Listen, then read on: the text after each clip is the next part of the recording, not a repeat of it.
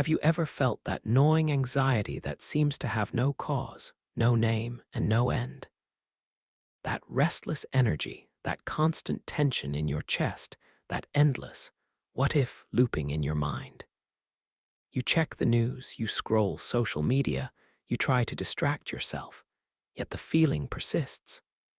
It's not just stress, it's deeper. It's existential. It's that quiet, persistent whisper questioning everything you thought you knew. What's the point?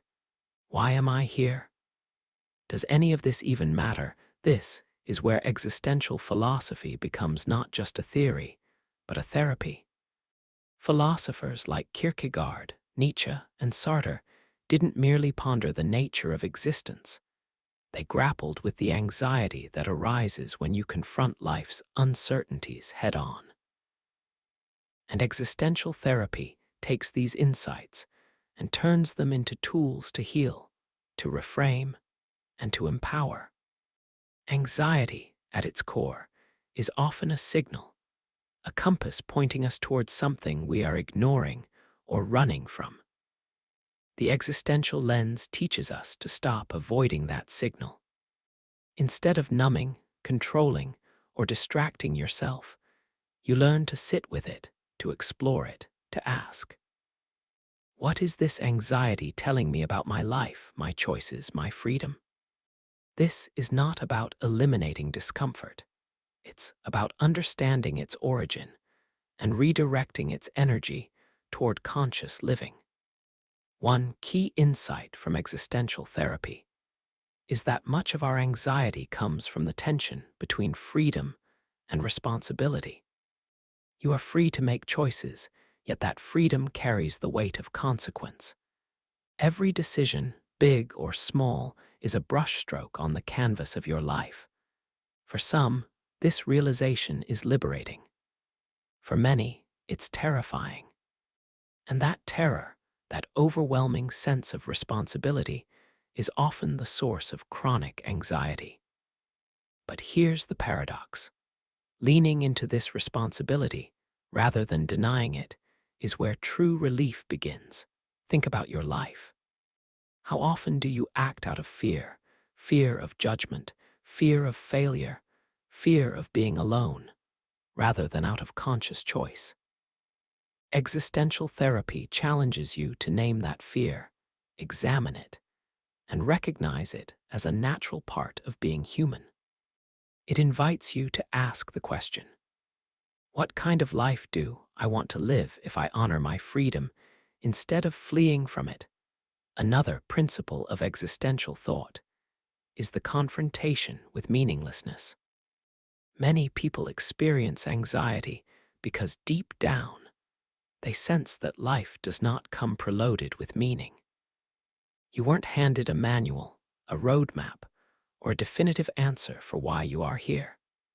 Existential therapy doesn't give you a tidy answer either, but it teaches you that this void is not something to fear. It's an opportunity, a space where you have the power to create significance for yourself. The anxiety arises because your mind wants certainty, but existence offers none. And learning to thrive within that uncertainty is the essence of healing. Viktor Frankl, one of the most profound existential thinkers, survived the unimaginable horrors of concentration camps and observed that even in the bleakest circumstances, humans can find purpose. He called it the will to meaning. Frankl teaches us that anxiety can be transformed when we align ourselves with something larger than transient fears. It could be a creative pursuit, a relationship, a personal goal, or simply the conscious act of living with integrity. When anxiety is reframed as a signal guiding us toward authentic meaning, it loses its paralyzing grip. Existential therapy also emphasizes authenticity. Anxiety often thrives in the shadows of self-deception.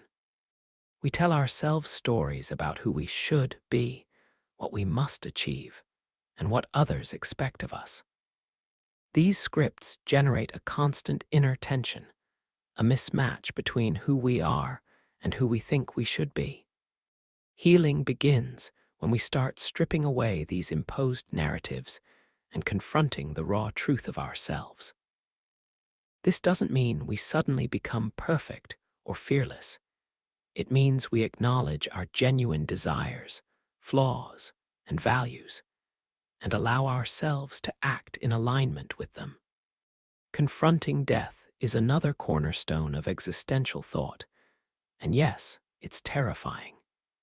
Yet facing mortality is deeply liberating. Anxiety often spikes because we resist the reality that our time is finite. We cling to comfort, predictability, and distraction.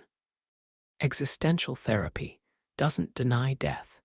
It encourages us to live consciously with that knowledge. When we accept the inevitability of death, the trivial worries that fuel anxiety lose their weight.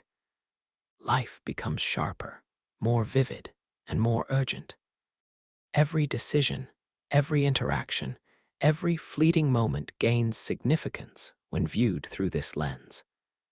But what does this look like in practice? How do you take these profound philosophical ideas and apply them to the restless, racing mind? One practical exercise is reflection through journaling. Write down your fears, not to suppress them, not to argue with them, but to observe them as messages from your subconscious. Ask yourself, what am I avoiding? What choice am I postponing because of fear? How might I live differently if I acted despite this anxiety? By externalizing your inner turmoil, you gain perspective. The anxiety is no longer a formless force. It becomes a teacher, a guide, a signal. Mindfulness also plays a critical role. Existential therapy does not contradict mindfulness. It complements it. By anchoring yourself in the present, by observing your thoughts without judgment, you learn to hold anxiety without being consumed by it. You notice the patterns, the triggers, the habitual responses.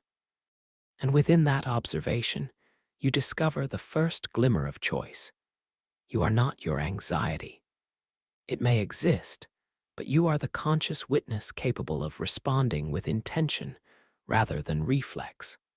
Connection is another powerful antidote. Existential anxiety often isolates us because it reminds us of our ultimate aloneness.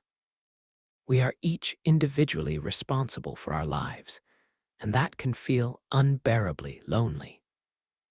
Yet existential philosophy encourages us to engage deeply with others, to share, to empathize, to create bonds rooted in authenticity. Relationships grounded in honesty and shared purpose become anchors that help stabilize the storm of existential doubt. Anxiety diminishes not because it disappears, but because we feel seen, understood, and aligned with others in our shared human journey. The first part of healing through existential therapy, then, is acknowledgement. Naming your anxiety, accepting it, understanding that it is not a defect, but a natural human response to freedom, responsibility, uncertainty, and mortality. The second part is reflection, using philosophy as a lens to examine your life, your choices, and your desires. The third part is action, taking deliberate steps to live authentically, to create personal meaning, and to embrace your freedom without denial or avoidance. Action doesn't mean grand gestures or radical life changes. It starts in the micro moments. Choosing to speak your truth in a conversation rather than offering the safe or expected answer. Choosing to pursue a passion, even if it scares you. Choosing to sit with discomfort instead of numbing it with distractions. Each of these small, deliberate acts chips away at the power anxiety has over you. Each act affirms that you are living intentionally, not merely reacting. Another transformative practice is embracing ambiguity. Most of our fear comes from wanting clear answers, neat conclusions, and guaranteed outcomes. Existential therapy teaches that ambiguity is not a void, it is a space of possibility. When you allow yourself to dwell in uncertainty, you open the door to creativity, insight, and resilience. You learn that the future doesn't need to be predicted or controlled. It needs to be engaged with moment by moment, with presence and courage. Reflection on your values is crucial. Anxiety often spikes when our actions are misaligned with our deepest beliefs. Take time to identify what truly matters to you, not what society says, not what family expects, not what your peers celebrate, but what lights a spark in your soul. Then, use those values as a compass. When choices align with these principles, anxiety diminishes because you are no longer living under external compulsion. You are living under internal guidance. Existential therapy also emphasizes embracing responsibility, even for situations beyond your control. You can't change every outcome, but you can change your response. You can choose how to interpret events, how to act, and how to integrate experiences into your understanding of self and life. This ownership transforms anxiety from a paralyzing force into a motivating one. Responsibility is not a burden, it is a declaration of freedom. Consider the role of creativity in healing anxiety. When you engage in creative acts, writing, painting, composing, building, you assert your presence in the world. You imprint your meaning into reality. Creativity becomes a practice of existential engagement, a way to channel the energy of uncertainty into tangible expression. Through creation, you confront your freedom and fill the void of meaninglessness with something uniquely yours. We also confront mortality in practical ways. Existential anxiety is tightly linked to our awareness of death. But instead of resisting that awareness, existential therapy encourages integration. Meditate on impermanence, reflect on life's fragility, and let that awareness sharpen your focus on the present. Death is inevitable, yes, but it is also a reminder to live vividly, to invest in moments that matter, and to act with courage and integrity. The anxiety that comes from mortality can transform into motivation to fully inhabit each day. Connection with others remains a cornerstone. Existential therapy teaches that relationships are mirrors, revealing truths about ourselves and the human condition. By cultivating authentic interactions, you not only find meaning in shared experience, but also receive feedback that guides growth. Others' presence reminds us that we are not isolated observers of life. We are participants, contributors, and witnesses to the shared tapestry of existence. Through connection, anxiety is softened by empathy and solidarity. One of the most profound shifts occurs when you reframe suffering itself. Anxiety often signals resistance, resistance to change, to imperfection, to reality as it is. Existential philosophy teaches that suffering is inevitable, but it is not meaningless. Every anxious moment contains an opportunity to learn, adapt, and evolve. Pain, once reframed, becomes a teacher. It is a portal through which insight, resilience, and wisdom emerge. The suffering we endure is a catalyst for self-awareness and conscious living. Mindfulness, reflection, authenticity, creativity, responsibility, connection, and reframing suffering are not theoretical. They are practical tools. They form a suite of practices that allow anxiety to be observed, understood, and transformed. You don't aim to eradicate anxiety. That's impossible. But to develop mastery over how it influences your life. You learn that anxiety is not the enemy. It is a signal that you are awake, aware, and engaged. Let's pause to reflect. What would it mean to stop fighting your anxiety and instead dialogue with it? To see it as a messenger, not a tyrant. To treat each moment of tension as an opportunity for insight, growth, and meaning. Imagine the relief of no longer resisting existence, but leaning into it with curiosity, courage, and conscious choice. That is the heart of existential therapy.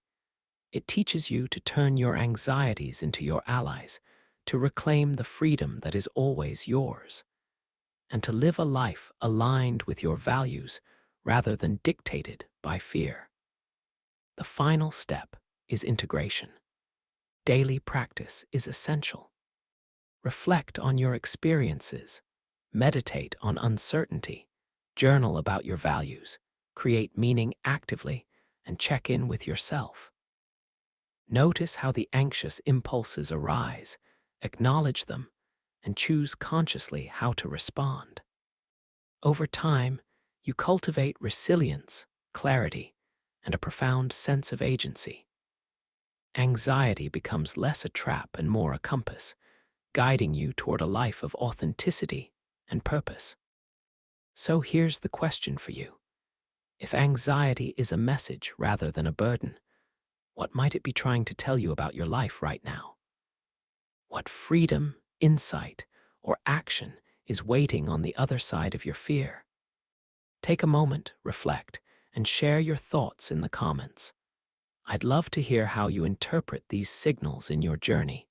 Remember, existential therapy isn't a quick fix. It's a philosophy turned practice, a guide for navigating the complexities of being human. But it is deeply empowering. By embracing freedom, responsibility, authenticity, uncertainty, and mortality, you can transform anxiety into clarity, suffering into insight, and meaninglessness into purpose. Your life is waiting for you, not as a passive observer, but as an engaged, conscious participant. And as you consider this, let this final thought stay with you. The greatest transformation doesn't start outside, it starts within. You cannot control the world, but you can master your engagement with it. You cannot eliminate uncertainty, but you can flourish within it.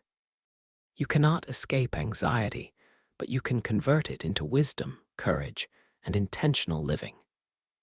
Every moment offers a choice. Every breath is an opportunity to live more fully. Every encounter, every decision, every challenge is a canvas upon which you paint your life.